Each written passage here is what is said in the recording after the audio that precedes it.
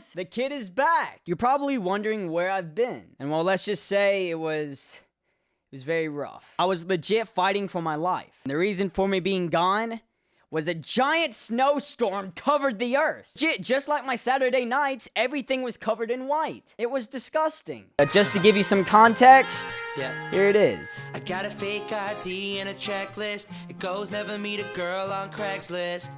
And never spend your money on a necklace. 3 square meals, homie, gotta have breakfast. Real shit, she be paying for the date.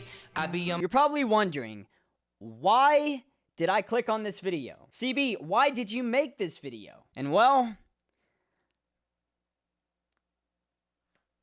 yeah. Anyway, I'm back.